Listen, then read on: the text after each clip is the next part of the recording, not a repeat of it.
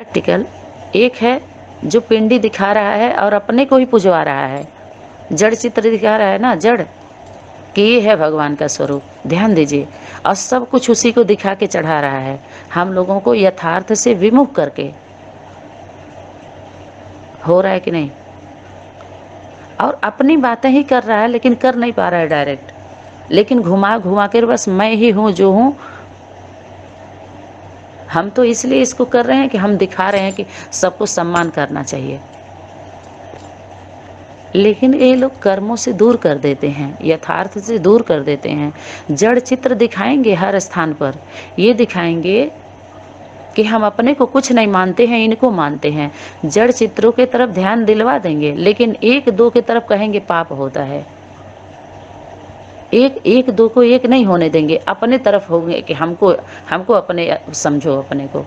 ये रायल रूप से क्या होता है, इस तरह का सम्मान लेना, ये क्या है कि शिष्टाचार भी भूल जाते हैं, बीज बात निकल जाती है, बस वो शक्ति रुष्ट हो जाती है। ये तरीका और कायदा नहीं होता है।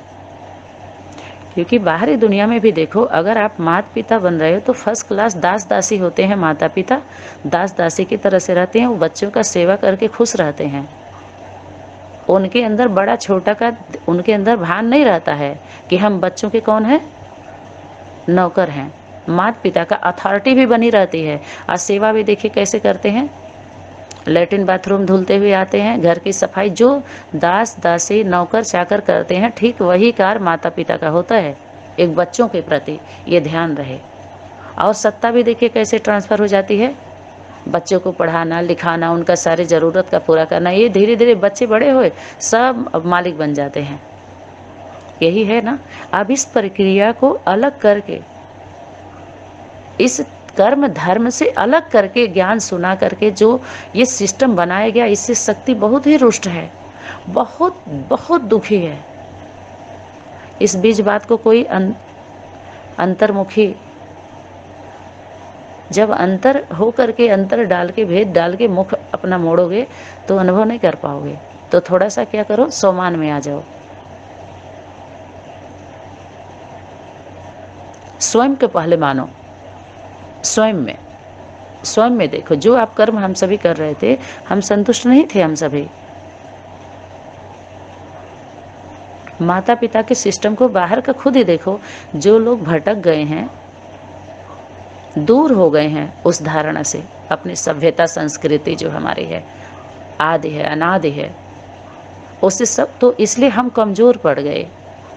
वास्तव में जब हम धर्म को छोड़ देते हैं, जो हमारी जिम्मेवारी है, हम जो निमित्त हैं उसके, तो क्या होता है, धर्म हमारी रक्षा नहीं करता है, हमारा पावर कम हो जाते हैं। फिर ऐसे समझ लीजिए, जैसे शरीर में एक उंगली अगर कट गई तो विकलांग कहे जाते हैं ना, ऐसे ही अगर धर्म को छोड़ करके हम यात्रा किए तो हम विकलांग हैं। और विकलांग कितना देर यात्रा करेगा, कितना दूर करेगा। ऐसे ही धर्म की बात करने वाले जीवन में जब धारणा नहीं है तो आप कमजोर हो गए सारे, चाहे बाहरी राजनीति वाले हों, बाहरी दुनिया के सब, चाहे अध्यात्म वाले हों। तो राज्य सत्ता धर्म सत्ता दोनों के दोनों अयोग्य हैं, किसी में ताकत नहीं है। क्यों? क्योंकि बीज बात हट गई बुद्धि से, दूसरे में चले गए। लेकिन बात ये, वो मान नहीं रहे, स्वीकार नहीं कर रहे हैं इस चीज को। क्षमा याचना हो रही है, वो सब धार कपूर दे करके सभी लोग गांव के बाहर निकल के, एक मत एक समूह धार क्यों देते थे अपने गांव से बाहर निकल करके, और ठीक हो जाता था। लेकिन आज भी एकता का परिचय, एक हो करके रहो। जब तक एक हो करके नहीं दोगे तब तक स्वीकार नहीं होगा उस शक्ति को।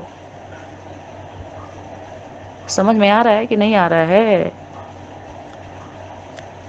एक होकर के सभी लोग एक समूह होकर धार देते थे उस शक्ति को, क्षमा प्रार्थना करते थे, जो हमसे गलती हो गई हो माफ करो, अब नहीं होगी। तो कितने सात्विक विचार से खुला लोग सोते हैं देहातों में, बताइए। कहीं चोरी चमारी, कितनी ईमानदारी का जीवन, वाइब्रेशन। आजकल शहरों में पत्थर का बना के पथरीले दिल वाले, दिमाग वाले हो गए सारे, सतो प्रधानता चली गई। तो ये जिम्मेवार सबसे पहले इसमें 75% अध्यात्म वाले हैं, इनके द्वारा, जबकि इनके द्वारा अच्छा कर्म होना चाहिए और इनके द्वारा सबसे ज़्यादा गलती हुई है, जो कह तो रहे क्षमा के योग्य है ही नहीं। अब क्या करेंगे? अपने सुधार में सभी लगे हुए हैं, इससे समस्या का समाधान हो जाएगा। कुछ कार्य है जो प्रधानमंत्री के जिम्मे नहीं है, याद रहे। प्रधानमंत्री मुख्यमंत्री से नहीं होने वाला है, हर घर वाले जिम्मेदार है। जब ऐसे तो लड़ाई लड़ने में सब लोकसभा में सब नागरिक जो समान हैं, भारत के नागरिक, सबका बोलने का अधिकार है और करने का अधिकार नहीं है, कर्म करने का अधिकार नहीं है, लेने का अधिकार है, बोलने का अधिकार है। सब जिम्मेवार हैं। जैसे अपने अध्यात्म जगत में बाबा क्या बोले थे? बाबा का एक एक बच्चा जिम्मेवार है बोला था ना। किसके लिए बोला था? जिम्मेवारी है। तो जिम्मेवारी एक सत्य को जान करके फिर एक हो करके और दृढ़ संकल्प लो। हो रहा है? कोई होना चाह रहा है? नहीं, अभी भी गलती जब रियलाइज ही नहीं कर रहे हैं तो माफ़ी क्या मांगेंगे, क्षमा क्या मांगेंगे? तब तक वो छूटने वाले नहीं है। गला में ऐसा कस दी गई है, ब्रह्म फांस है ये सूत्र। अरे ब्रह्मा वाक्यम जनार्दनम, कोई काट नहीं सकता है उसके वाक्य को, तो फंसरी तो लग गई ना। लग गई कि नहीं लग गई? अभी भी जो ले करके बैठे हैं, मौन है, वो सब खुश हो रहे होंगे कि देने वाले सब मर जाएं। जो 2-4 लाख 10 लाख से का या जैसे भी है, लेने वाले सब क्या मना रहे हैं पता है? जो ले करके बैठे हैं वो सोच रहे हैं देने वाले मर जाएं, आज जो दे के बैठे हैं उनका संकल्प है लेने वाले मर जाएं। क्योंकि सिस्टम से नहीं लिया दिया गया है ना, तो दोनों की बुद्धि बता दीजिए कौन है? अंतर्मुखता है, विमुखता है ना। सभी एक दूसरे को दुआ का लेन देन, तो सीधे समझ लीजिए जो लेके बैठा है उसके लिए कभी भी दुआ मतलब ही नहीं उठता है। सिस्टम चालू कर दो तो देख लो, दुआ तो सिर्फ माता पिता का लेना था, और किसी का दुआ का लेन देन न सिस्टम चालू होता है ना है। क्योंकि दुआ सत्य जो होता है ना, सच्चा, उसका दुआ लगता है। और दुआ बद्दुआ का खेल है। वर्तमान समय में दवा नहीं, अब दुआ की बात आई है, जिसके लिए बाबा बोला दुआ दवा का कार्य करेगी। फिर क्या बोला? दुआ लिफ्ट का कार्य करेगी। फिर दुआ कौन सा कार्य करेगी? अब उसको तो सभी जान ही रहे हैं, नज़दीक वाले, उसको नहीं बताएंगे।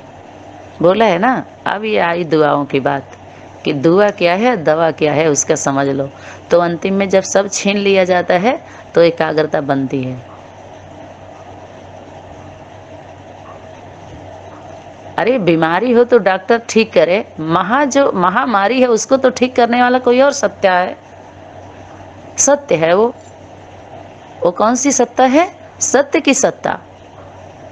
जिसके बोला भगवान की चक्की बड़ी धीमी चलती है लेकिन पिसती बहुत बारीक है। तो चक्की माँ की चक्की है जो भगवान के साथ रहते हो। भगवती की चक्की है, चकिया में पिसती माताएं हैं ना, कि भाई लोग पीसते हैं। चकिया कौन चलाता है?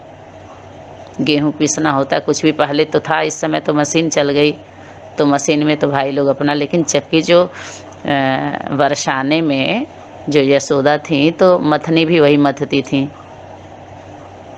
अच्छा भी लगता है। पानी लेने जाते हैं भरने कुएं पे। जगत कौन है? जगत कौन है? माँ है जगत, कुआं।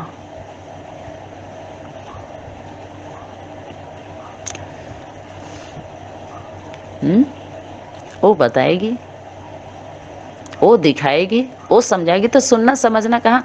जगत को सबको कुआं पर जाना पड़ेगा कि नहीं पड़ेगा? पहले तो कुआं पर ही तो जल लेने जाते थे लोग, जाते थे कि नहीं जाते थे? देवी गीत गाते थे। ये फिल्मी स्टाइल में सारा रेडीमेड संबंध बन रहे हैं, रेडीमेड शादी हो रही है, रेडीमेड बच्चे हो रहे हैं, रेडीमेड सब कुछ, रेडीमेड हो रहा है। खून पसीने का नहीं, जिसके पास जैसे आए कर दो। विदेश से सारा सिस्टम आ करके और क्या कर दिया? होश उड़ा दिया, सबका बेहोश कर दिया। वास्तविकता से दूर होते गए, सत्य से दूर होते गए। बीमारी हो तो इलाज भी हो, महामारी का इलाज कौन सा है? अपना अपना विचार जितना जिसको देना हो दे लो भले, लेकिन ये सत्य की सत्ता, सत्य का कहर है। ये संदेश नहीं है, ये संदेश नहीं है। संदेश तो होता है कि ले जाओ संदेश पहुंचा दो, लेकिन ये तो आदेश है। पहुंचा देते हैं फिर चले जाते हैं, माने ना माने चलो बाद में सुनेंगे। लेकिन इतना ये संदेश तो हमेशा आता रहता है, लेकिन कोई संदेश माना नहीं है। आदेश माना का गिरफ्तारी है, तो ऑर्डर में तो तुरंत कार्रवाई होती है। इस पे आदेश में कार्रवाई होती है, संदेश में कार्रवाई नहीं होती है। चांस दिया जाता है, वार्तन संदेश पहुंचा दो, संदेश पहुंचा दो। ऑर्डर है तो अव्यक्त वाणी का क्या, गैर राजी चाहे राजी राजी, आया हूं तो लेकर के जाऊंगा। तो समय की शक्ति क्या कहना करना चाह रही है। तो ये सब जिम्मेवार कौन है? सब अनजान वाले। जो जानता है वास्तव में वही जिम्मेवार होता है। तो सबसे ज्यादा जिम्मेवार यही आत्माएं हैं। उन्हीं आत्माओं के लिए जो बोली हैं इस सृष्टि पर भगवान आ चुका है, और 1936-37 से ये बीमारी चल रही है, और अभी तक वो सत्य है कहाँ। और उससे जुड़ी हुई जितनी भी आत्माएं हैं, उस मुरली अव्यक्त वाणी को लेकर के संदेश देने वाली, दिलाने वाली, और उसका नाम लेकर के समर्पण करने वाली, कराने वाली, इन सबों को मस्ती करने वाली, कराने वाली, उसमें बंधक बनने वाली, बनाने वाली, वही आत्माएं जिम्मेवार है। आप सर्वे कर लो सबका, घर गृहस्थ से लेके जो आश्रम में है, नहीं है, गीता पाठशाला में जितने हैं, सबका कौन करेगा काउंटिंग? कौन है काउंटिंग करेगा? कौन जिम्मेवार है? देहातों में भी पता है ना कि सब एक होते थे और क्षमा मांगते थे, गलती का प्रायश्चित करते थे। और बाबा इसमें क्या बोले हैं सभी आत्माओं को?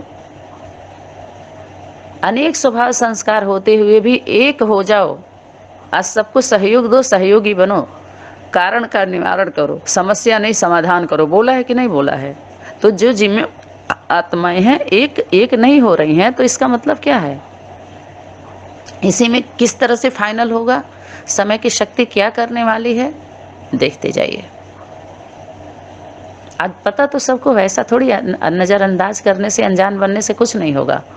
और बाहरी दुनिया वाले तो दूसरे रूप में लूटे हैं, कमज़ोर बनाए हैं सबको। कितना अहंकार है देखिए। बैठे बैठे क्या राष्ट्रपति प्रधानमंत्री को या जो भी निमित्त आत्मा है, कोई समझ रहा है? सीधे मारने के लिए, फूकने के लिए तैयार हैं सब। ये सिस्टम सही है? ये तरीका है? जनता ने जिसको चुन करके वो स्थान दिया है, आप जूता मारो, गाली दो, तो सजा होना चाहिए कि नहीं होना चाहिए? कहाँ सजा दे पा रहा है कोई? तुरंत उसको बंद करो ताकि फिर दोबारा कोई ना करे। ये तो कर रहे हैं, सभी शेर बने हुए हैं, सिनाजोरी है ना, तो उसको दे रहे हैं, तो जरूर अध्यात्म जगत वाले को भी दिया जा रहा है। ये ध्यान रहे, अध्यात्म क्षेत्र में भी यही हो रहा है। सूक्ष्म शक्तियों की अभी बात आई थी ना, जरूर अंदर भी यही हो रहा है, तो बाहर हो रहा है। बाहर जो हो रहा है वही अंदर हो रहा है, तो अंदर वाले समझ रहे हैं, कर नहीं पा रहे हैं। शक्ति नहीं है। क्यों नहीं है? क्योंकि सत्य नहीं है। असत्य सबके सिर पर सवार होता है। उसको कोई समझ रहा है? समझना चाहिए कि नहीं समझना चाहिए?